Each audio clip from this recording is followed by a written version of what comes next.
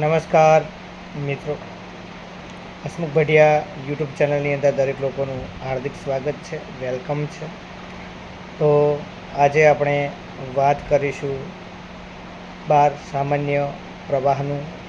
કાલે 4 તારીખના રોજ પરિણામ છે. તો જે 12માની પરીક્ષા આપી છે સામાન્ય પ્રવાહની અંદર, તે તમામ વિદ્યાર્થી મિત્રોનું કાલે બોર્ડ એક્ઝામનું પરિણામ છે.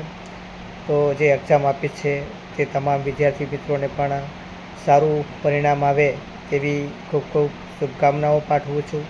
અને સારી પ્રગતિ કરો, સારા માર્ક આવે અને તમારું ભવિષ્યની કારકિર્દી ઉજ્જવળ થાય એના માટે પરિણામ પહેલાં શુભકામનાઓ પાઠવું છું.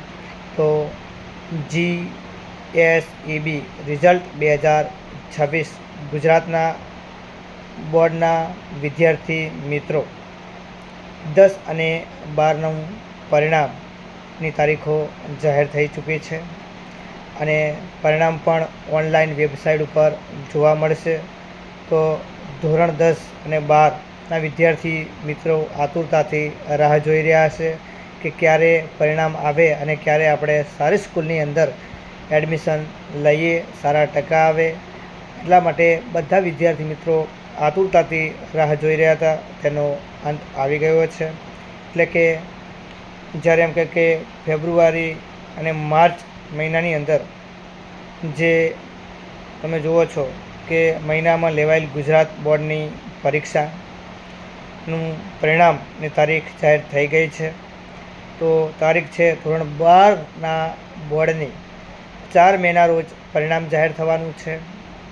તો બોર્ડ જે છે 10માના બોર્ડનું પરિણામ 6 મેના રોજ જાહેર થવાનું છે.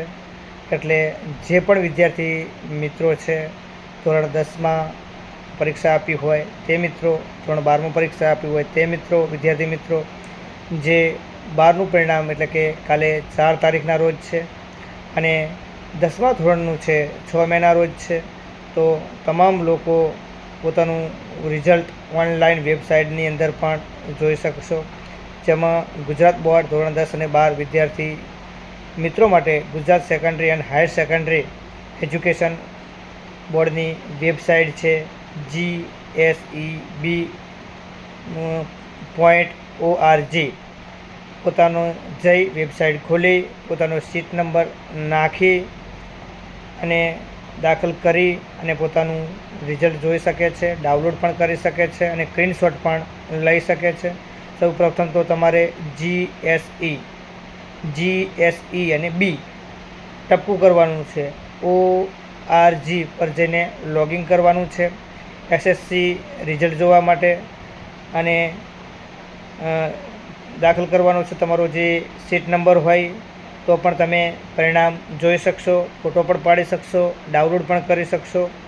તો જે પણ વિદ્યાર્થી મિત્રો છે જેમ કે HSC એટલે કે ધોરણ 10નું રિઝલ્ટ જોવા માટે અને ધોરણ 12નું પરિણામ જોવા માટે SSC એટલે દરેક જે 10માની અંદર છે એ HSC કરવું પડશે અને જે 12માનું પરિણામ જોવું છે તો SSC કરવું પડશે. સીટ નંબર લખવાનો રહેશે અને લખીને તમે SMS દ્વારા પણ જાણી શકો છો. 56 ઉપર SMS પણ મોકલી શકો છો અને પરિણામ જોઈ શકો છો.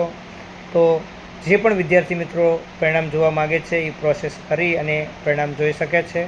તો જે પણ મિત્રોએ પરીક્ષા આપી છે તેમને ખૂબ ખૂબ શુભકામનાઓ અને સારું પરિણામ આવે, સારી પ્રગતિ કરો અને ભવિષ્યની કારકિર્દી ઉજ્જવળ કરો તે માટે ખૂબ ખૂબ શુભેચ્છાઓ પાઠવું છું. તો વિડીયોને શેર કરજો, લાઈક કરજો, કોમેન્ટ કરજો અને પરિણામ જોવાનું ના ભૂલશો. અને કદાચ પરિણામની અંદર કોઈ વિદ્યાર્થી મિત્ર ભૂલે ચૂકે નપાસ થાય છે તો હતાશ થવું નહીં અને હતાશ ન થવું અને ફરીવાર મહેનત કરવી. અને માતા પિતાએ પણ જો ઓછા ટકા લાવે તો તમને વઢવું નહીં, તમને પ્રેશર ના કરવું, કેમ કે બાળકો પ્રેશર કરવાથી નહીં હતાશ થઈ જાય છે અને તે નિરાશ થઈ જાય છે. એટલે એને મનોબળ પૂરું કરો. નપાસ થાય તો પણ તેને પ્રયત્ન કરવાનું કહો કે ફરીવાર પ્રયત્ન કરો, પાસ થાઓ. પરીક્ષાઓ તો તમે અનેક વખત આપી શકશો પણ પોતાનું બાળક છે વ્યક્તિ છે એ એક વખત ગુમાવ્યા પછી મળતું નથી. એટલે બાળકને કોઈ પણ પ્રેશર ના કરશો, કેમ કે પ્રેશર કરવાથી ઘણા બાળકો આત્મહત્યા કરતા હોય છે અથવા તો ડિપ્રેશનમાં આવતા હોય છે. એટલે બાળકોને પણ સાચવજો, ફરીવાર પ્રયત્ન કરવાનું કહેજો, ફરીવાર મહેનત કરવાનું કહેજો.